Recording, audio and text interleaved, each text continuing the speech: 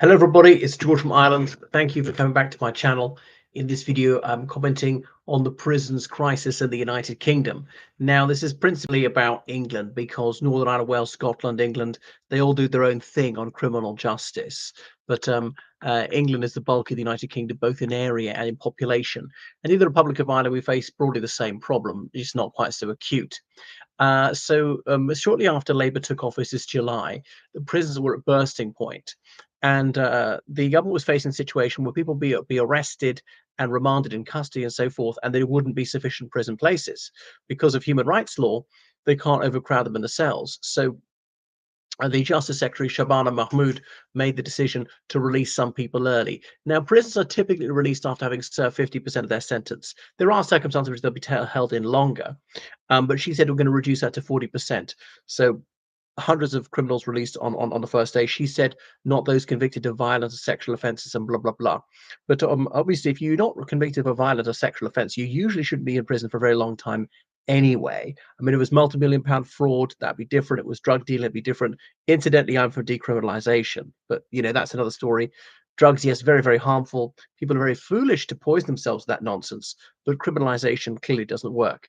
But anyway, I digress. What is to be done? Because the prison population was almost 80,000, almost at capacity. I think that's in England alone. Of the United Kingdom as a whole, it's about 95,000.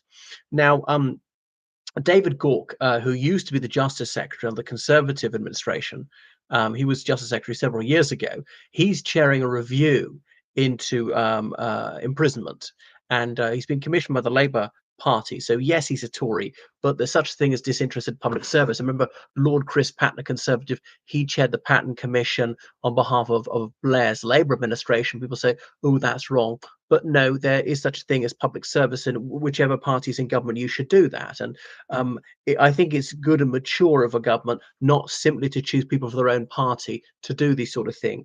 The other reason Labour's doing it is because if it has some controversial recommendation, say, hey, well, this is disinterested, this is objective, we've got a conservative to do it. You can't accuse us of being soft on crime if we're following a conservative's recommendations.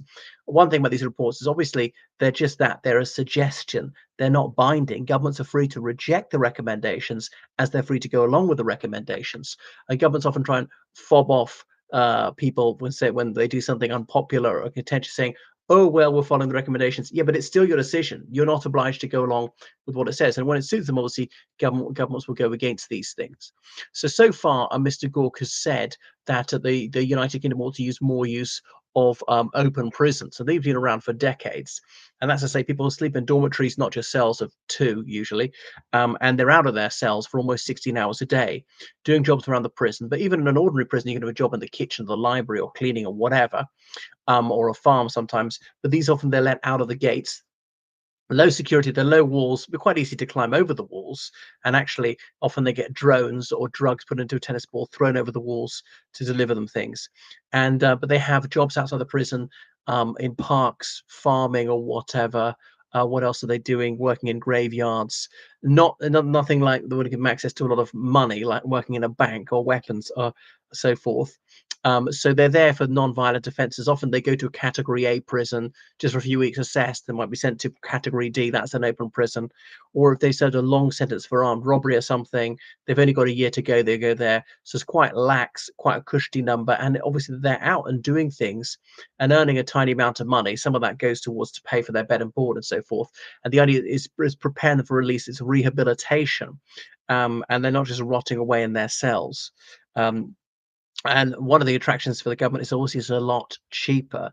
They don't have to have these high walls, and they don't have to have so many prison officers. The prison officers have said anonymously that actually they're not in control of the prison. One prison officer meant to escort like 20 prisoners, and effectively they control the prison. The prison officers don't dare to take them on. But I mean, I do think that is part of the solution, partly because it's preparing them to re-enter the community, and yes, it saves money.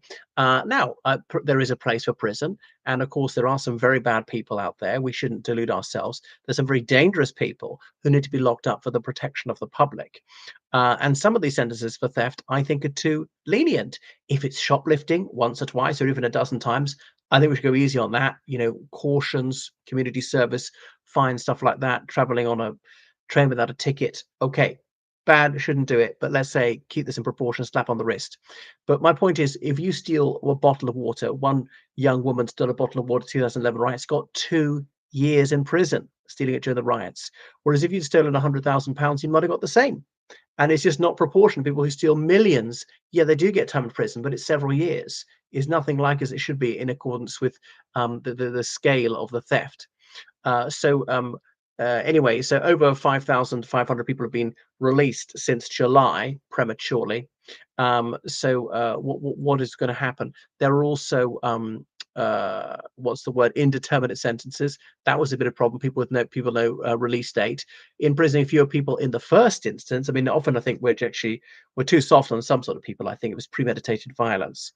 Um, is for holding contentious views, political prisoners, extremism, and people going to jail for that, or misconduct in a public office. I mean, some police officers have done things which are foolish, many people would say unethical, unprofessional, and stuff like that. Having sex with a consenting adult whilst on duty. Okay, more than naughty. I can see might be a sacking offence, but they shouldn't be in prison to it. They're not a danger to the public. It's preposterous. I mean, possession of drugs. People very rarely go to prison for possession of drugs. As I say, dealing them, and there are some very vicious people who are dealing drugs. Is the violence of the problem for me? And I suppose there's an element of tax evasion. But drugs are very dangerous and people die prematurely. So very foolish, but treat it as a health issue, warn people off, tax it, sell it at a much lower price, undercut the dealers, take away money from the criminal gangs, and a lot of the money that's used from the sale of drugs or the tax them be on rehabilitation programs. We can never make things like cocaine or heroin or marijuana safe, amphetamines. What we can do is make them less dangerous, a harm reduction approach. And I applaud the SNP. One of the few things they've done well is places where people can inject heroin under medical supervision, a needle exchange program, and so forth. And there's help right there if they want to be weaned off these harmful substances. So that would be a step forward as well. But for saying contentious things, people shouldn't be in prison for that, for expressing their views, no matter how noisome.